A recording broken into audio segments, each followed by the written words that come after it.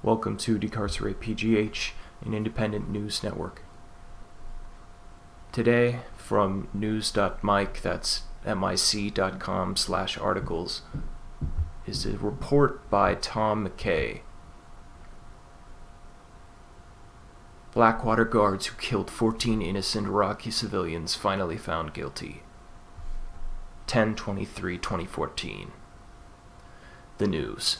4 American security contractors working for the infamous Blackwater private military company were finally convicted for their role in September 16, 2007 massacre of Iraqi civilians in Baghdad's Nisour Square.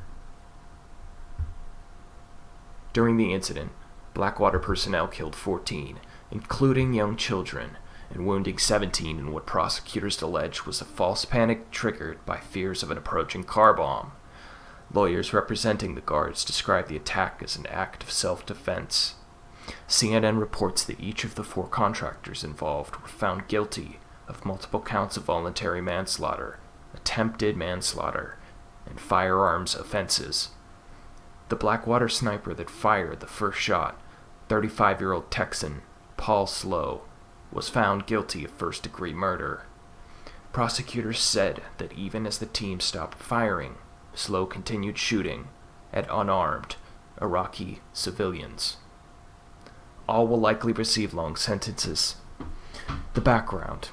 In Iraq and Afghanistan, Blackwater was contracted to provide operational support, security, and other services for the U.S. military, which lacked the personnel to perform all those jobs itself.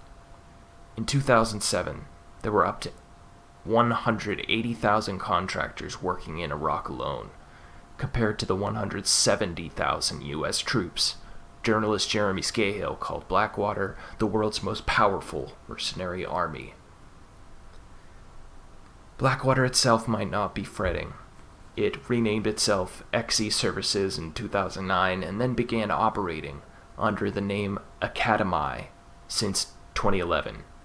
But whatever it's calling itself now, the PMC's track record in Iraq has been riddled with controversy and allegations of serious violations of human rights. During both the wars in Iraq and Afghanistan, Blackwater staff were accused of everything from tax dodging, fraud, and carrying illegal firearms to assassinations, arms smuggling, and massive incompetence. In 2010, Wired's Nathan Hodge compared company's armed guards to South Park's Eric Cartman and noted employees of its subsidiary, Powervant, were accused of indulging in extracurricular activities like joyriding with automatic weapons and treating the Afghan National Police arsenal like their own personal weapon stash. End quote. Whistleblowers and Blackwater staff were also engaged in the underground sex trade. Before you dismiss this as the work of a few bad apples, the New York Times reports that 2 weeks before the Nisour Square shooting, Blackwater's top official in Iraq threatened to straight-up murder a State Department investigator while he was reviewing the company's internal practices and lack of accountability. That, coupled with the massacre, apparently opened the military's eyes to just how out of control the firm's contractors had become. Though the government continued to rely on Blackwater's out of sheer necessity. Why should you care?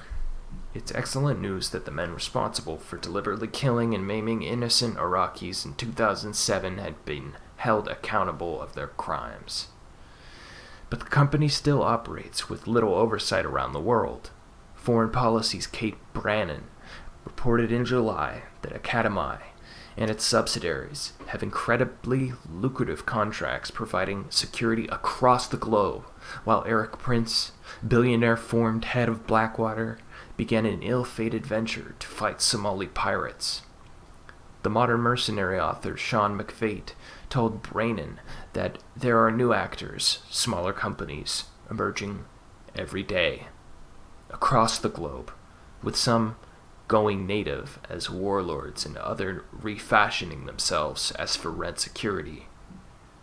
Preventing this privatization of war isn't just a strategic necessity, but also an ethical one. Stephen Colbert's stinging rebuke of Bill O'Reilly's plan to send mercenaries to fight the Islamic State rings true. Quote, "You know the mercenaries will be good guys because only the best people kill whoever you want for cash, unlike those suckers who do it for love of country."